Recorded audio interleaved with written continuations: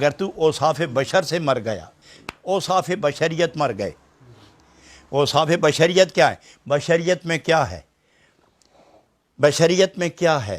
جب جوانی یا بڑھاپا، صحت و تندرستی اور غذا، یہ ساری چیزیں جمع ہو جائیں تو خیالات فاسدہ یہ بشریت کا حصہ ہے۔ یہ کینہ، بغض، حسد بشریت کا حصہ ہے۔ یہ گناہ، معصیت، خجالت یہ دنیا کا، یہ بشریت کا حصہ ہے۔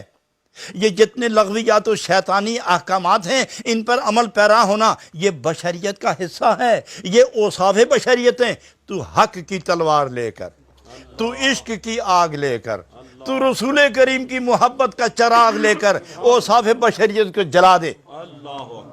تو اس کو جلا، جب تو اس کو جلا دے گا بحر اسرارت نہاد بر فر کے سر، تو خدا کے اسرار کا دریا تمہیں اپنے سر پہ اٹھا لے گا، اپنے سر پہ اٹھا لے گا۔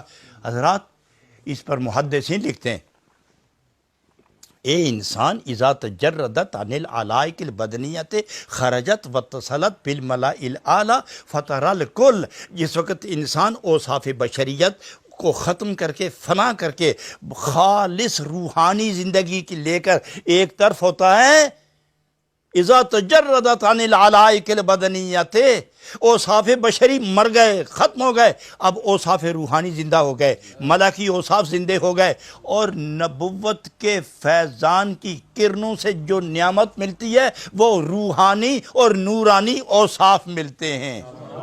جب نورانی اور روحانی، نورانی اور عرفانی اور روحانی اور ایمانی جب اوصاف سے بندہ اٹھتا ہے، خرجت، تو یہ روحانیت خرجت واتصلت بالملاء الاعلی، تو پھر یہ سیر کرتی ہے، پھر یہ روحانیت سیر کرتی ہے، یہ اوصاف روحانی سیر کرتے ہیں، یہ اوصاف نبوی سیر کرتے ہیں، یہ اوصاف بدن ملکی سیر کرتے ہیں، یہ رحمانی اوصاف سیر کرتے ہیں، واتصلت بالملاء الاعلی، خدا کے قرب تک یہ سیر کرتے ہیں، خدا کے قرب تک سیر کرتے ہیں، اور وہاں تک سیر کرتے ہیں جہاں عالم امکان کی حد ختم ہوتی ہے، جہاں عالم امکان کی یعنی مخلوق کی، خلق کی، تخلیق کا جو دائرہ ہے اس دائرے کے اوپر جا کے کھڑے ہوتے ہیں، اور وہاں سے جب نیچے دیکھتے ہیں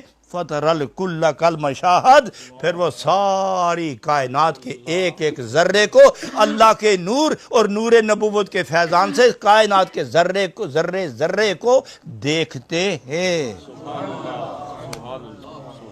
یوں ہی تو نہیں فرمایا بحر اسرارت نہاد بر فر کے سر، یہ جتنی کائنات ہے اس کائنات کا سر ہے، اور اس سر کی چوٹی پر یہ شخص جا کے کھڑا ہو جاتا ہے۔ یہ کون لوگ ہیں جو بشری اوصاف، غلیظ اوصاف،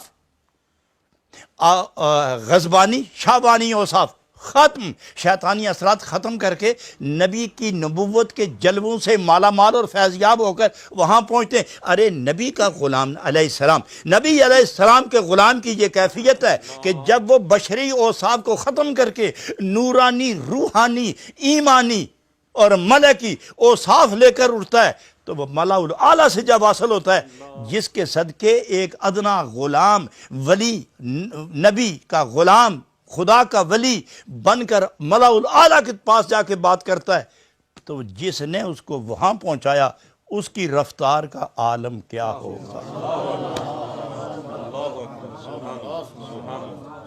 اور نبی کا غلام پاک ہو کر وہاں جائے کہ جہاں ساری کائنات اس کے پاؤں کے نیچے رہ جائے، تو جس نبی نے اس کو وہاں پہنچایا وہ نبی کتنی بار آتا جاتا ہوگا، بلکہ اس لفظ کو کاٹو، وہ نبی، یہ تو غلام ہے نبی کے جن کو ادھر لے جایا جاتا ہے۔ نبی کا مقام یہ ہے کہ اندر سے ہوتے ہی ادھر ہیں اور ظاہر سے رہتے ہی ادھر ہیں۔ نبی صلی اللہ علیہ وسلم ظاہراً رہتے ادھر ہیں اور باطناً ہوتے ادھر ہیں۔ تو جو غلام وہاں جا کے سب کچھ دیکھتا ہے، اور جو 24 گھنٹے وہاں، اور اگر یہ یاد رکھو اگر نبی وہاں نہ آئیں جائیں، وہاں نہ رہیں تو غلام کیسے جائے گا ادھر؟ تمہیں جانے کون دے گا؟ تم اس لیے جاؤ کہ تیرا مالک ادھر ہے۔ تمہیں اس لیے اجازت ملتی ہے کہ تیرا مالک ادھر ہے، اگر مالک کوئی جانے کی اجازت نہیں تو غلام کیسے جائے گا؟ فخر کر غلام اپنی غلامی کی اس سرفرازی پر کہ تو اس نبی اعظم نور مجسم قاسم جنت و کوثر صلی اللہ علیہ وسلم کا غلام ہے، جو نبی ادھر بھی ہے ادھر بھی، اور جو نبی جدھر ہو غلام جانا چاہے تو نبی ادھر ہی بلا لے۔